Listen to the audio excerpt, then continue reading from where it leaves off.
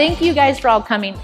The month that we've been here at Ashtanga is all about integrating bodywork with yoga. And Andrew, the owner, and Bryce, another one of the yoga practitioners, and I think Thomas agrees too, there's something really special that happens when you get bodywork done after yoga.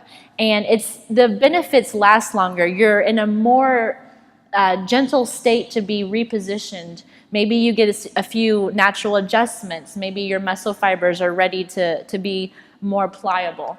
And so we're wrapping up this month and we're putting it all together, and you guys are going to be a part of the experience. So what's going to happen is I'm going to turn over the yoga to Thomas. Thomas is a phenomenal practitioner and instructor. He does Feldenkrais, muscle activation, biomechanics, yoga.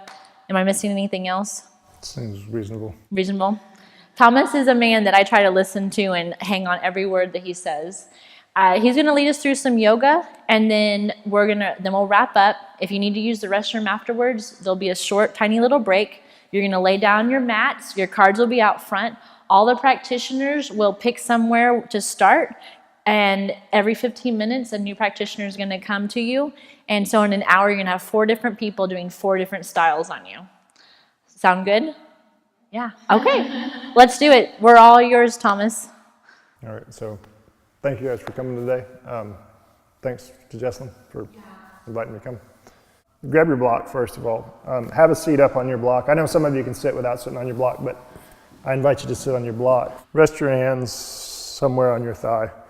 Try to line up your head over your shoulders over your pelvis, the best of your ability. Now reach one of your arms up towards the ceiling. And as you reach your arm up, feel your hand reach up towards the ceiling. And maybe for some of you it's not appropriate to be straight up vertical. Maybe it's more appropriate to be out here, that's fine. Or maybe it's more appropriate to be out in front of yourself. But reach your fingers up, float that arm up again in front, elbow in towards the midline, palm towards the midline. You approximate the midline, it might not necessarily be there the whole time.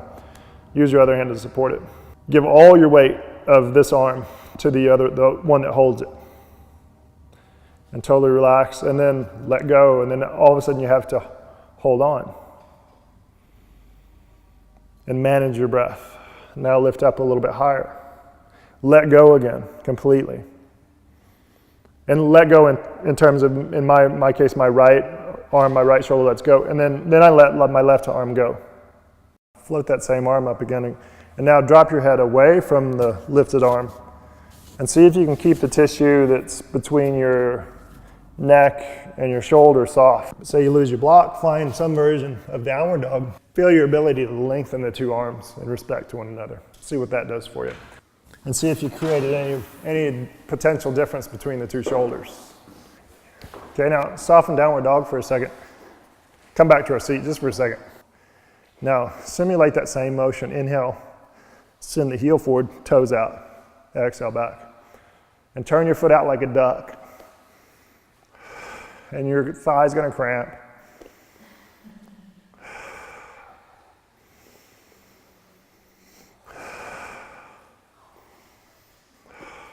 Okay, soften that guy. And I get a cramp just like everybody else. I didn't drink enough water today. Float your leg out to the side. Same idea. A few times on the floor, inhale, push it away. Exhale, draw it back.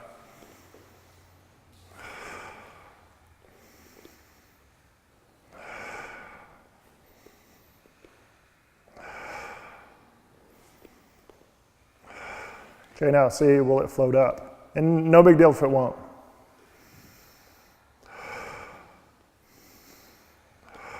Okay, now let that go. Find downward dog again. Feel if something happened in this shoulder this time.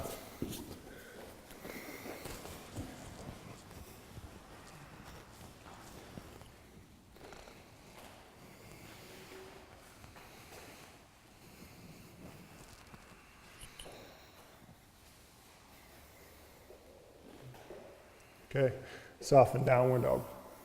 So now begin to straighten your thigh and try to connect both of your sit bones down, in theory. Maybe they're not even, but they're trying to give weight. Now hold your leg long You got your big bone of your lower leg, feel that one. It's your tibia, your tibial plateau up here at the top. Come out and you find this little marble out on the side. Everybody find the marble? Touch the marble and go one thumb width down, and then with the other finger, find it. You can kind of find both. And now I want to push in a perpendicular way into my bone, and I want to see, and I'm trying to find the bone, not the tissue so much. And there's tissue that I'm going to touch, but I'm trying to touch the bone through the tissue. And the tissue on one side might be more tender than the other. This is denser over here, but this is more plasticky over here. Yeah, like when I try and fully extend this knee, I feel like something on the front side of this knee. Gotcha. Try to extend it now and see if it helps. Stand your same side hand to the side. Bring your other arm across. And if you can touch your elbow, great, no big deal. If you can't, you could even bring the other hand back to give yourself an opposition. You could straighten your arm a little bit so it's more forearm. Now, to whatever your degree you can, if you can turn your palm up, turn it up. No big deal if your forearm's here. You could even do that. But eventually maybe you're bending the elbow. Now lift your sternum away from your thigh. Reach your thigh away from your sternum so your thigh is pushing down to straighten the leg. And whatever you do, keep breathing. Reach your heel forward. Try to anchor your sit bone down.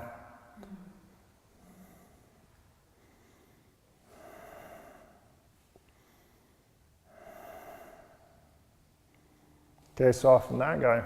Last time, we'll monkey with downward dog. Feel it again. Feel reaching one way with your hands, away from your shoulders. Shoulders anchor away from your hands. Heels away from hips. Hips lift away from heels.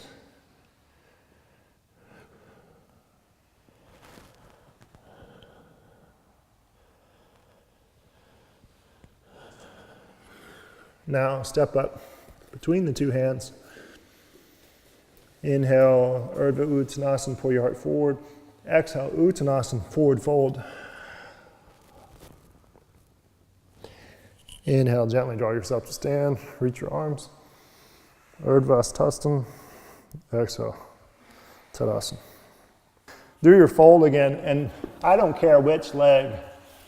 Bend one leg and stand on the other. Now, you can use your block to help you in the middle. You can use your block off to the side to help you. You can not use your block at all. Now, walk to the inside, whatever that means to you. If it ends up being the outside, that's fine. We'll do both sides. Re-drop your head, re-lift your hip. Re-drop your head, re-lift your hip, and push your foot down and bring the weight to your heel. And as your torso is walked to that direction, try to turn your thigh in the opposition to that. So your thighs rotating outward as you rotate inward. Now walk to the outside with your torso. And once you get there, soften your neck again, soften your belly. Rotate your thigh inward. Reach your heel down, your hip up. Soften your poor neck, it didn't deserve it. Okay, now come back to stand on both feet. Try to take all the pressure out of your standing thigh for a second. And for some of you, maybe shaking it out is appropriate. And then slowly begin to unbend the two knees.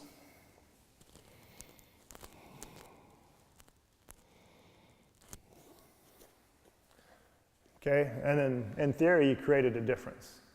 And for some of you, it might be really big. Okay, and that has very little to do with your hamstring. Very little.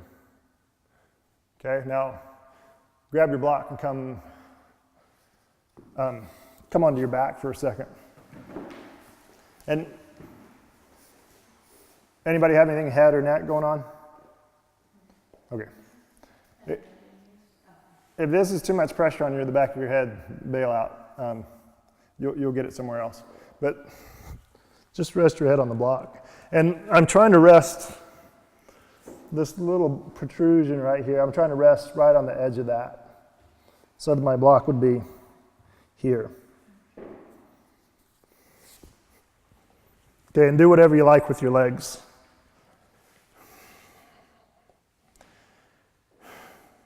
Now reach your two arms up towards the ceiling. Gently give pressure back into the floor with your head and try to lift your two shoulders away from the floor.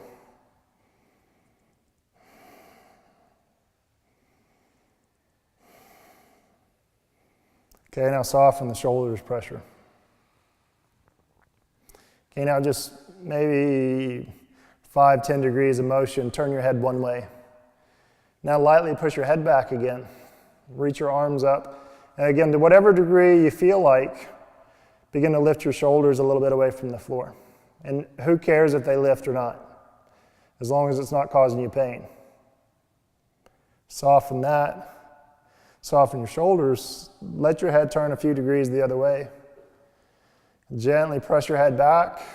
Begin to lightly lift the shoulders. Soften back. One more time in the middle. Press your head down. Start to lift your shoulders up. Okay, and then soften that. Bring the hands, two hands behind your head. Take a big inhale. Maybe knees bend up. Exhale, bring two elbows towards your right knee. Bring your right knee towards two elbows. Inhale, soften that. Exhale, same thing. Inhale, soften that. Exhale, left knee. Both elbows, left knee, both elbows. Now, stay like that, more or less, and maybe draw a little bit of space between the two. Soften that. On your out breath, both elbows, right knee. Stay like that, make a little separation. So you're making a rectangle between the two parts, between your thigh and your arm bones. Straighten the other leg on a diagonal from the floor. Gently tip a little bit. A little bit goes a long way. Okay, soften that. Gently find your seat.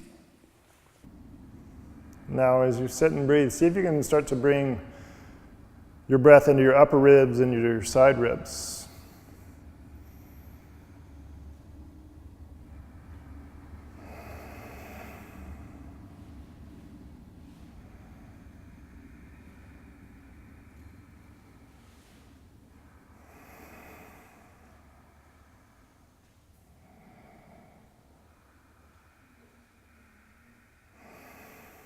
See if you can expand that into your low belly, into your low back.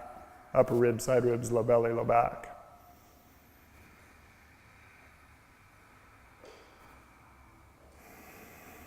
Some of it happens all at the same time, some of it is in a sequence.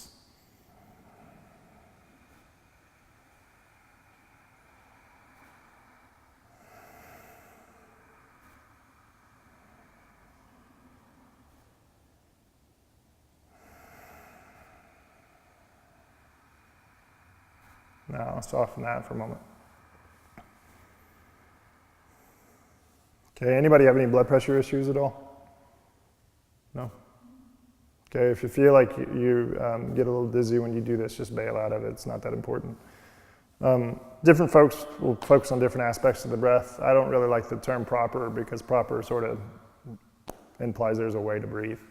The way you breathe is the way you breathe whenever you breathe, in my mind. Putting a judgment on it's just a judgment.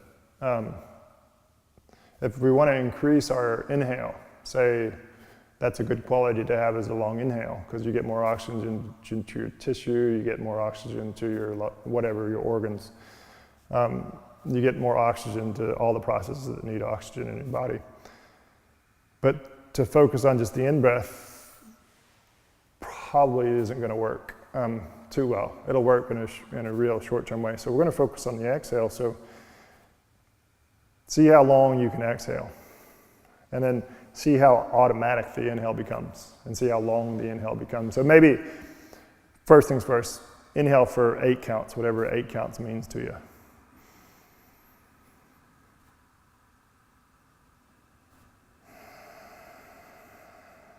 and exhale for however many that occurs to you. And I can hear some of you can breathe really, really expansively. Some of you can't. I can't so much because I injured my face and everything else below it.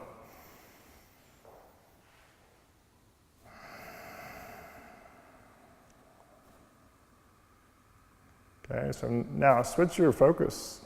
As you exhale as long as you can, and even maybe a little bit of pause, but to see how automatic your inhale becomes.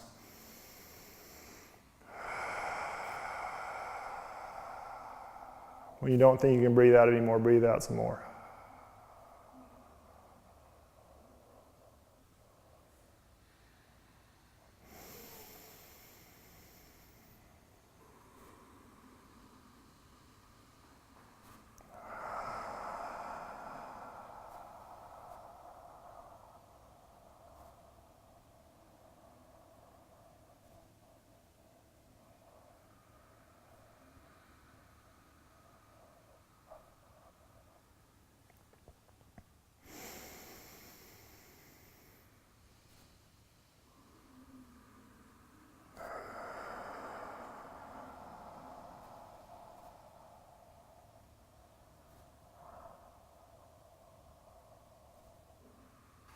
Now we've done something to create a difference in our turn, so just gently turn as much as you can easily to the direction you were turned. Feel yourself for a breath and see what your eyes see without straining your eyes or your neck, and come out of that. And then gently try that same thing the other way, and you're going to have a pretty big difference maybe, unless this is just your easy way to turn this way. Okay, and then soften the turn a little bit, stay turned. Now back to that sort of breathing idea, exhaling as long as you can, breathe out a little bit more if you can. Now you've had the experience of feeling your arms, you've had the experience of feeling your legs, and now with that breath idea, you have the experience of feeling your trunk, at least a certain bit. In this position, you have a line representing both arms. So there's two. You have a line representing the two legs, and you have a line that goes through the whole trunk. So we got 5 lines there. Try to increase the distance, the length of all those lines. And you can use the 4 lines of the arms and legs to influence the spine, and then you can also use the spine to influence the length of the arms and legs.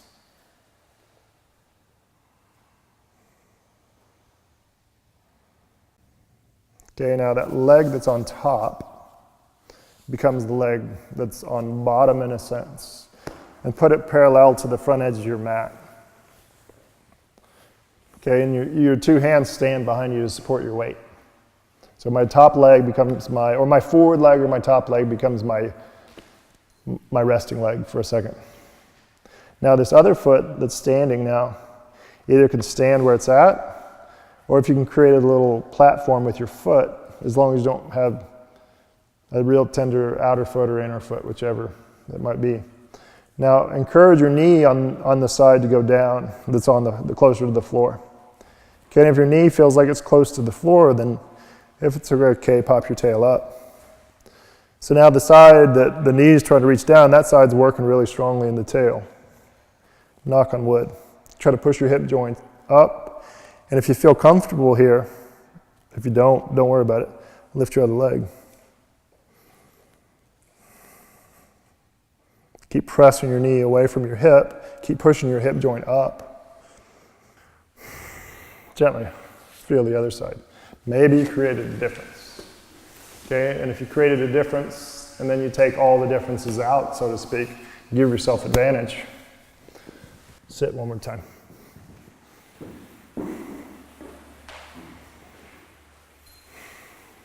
And we'll spend just a moment here, and this will be our seated Shavasana. Some people say that you got to be lying down. You can take Shavasana anywhere if you're good enough.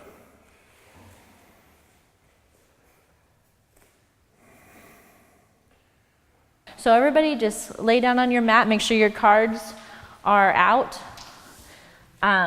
Some of you guys will have to just half of you will just be chilling out. So body workers, pick every other one for me, okay?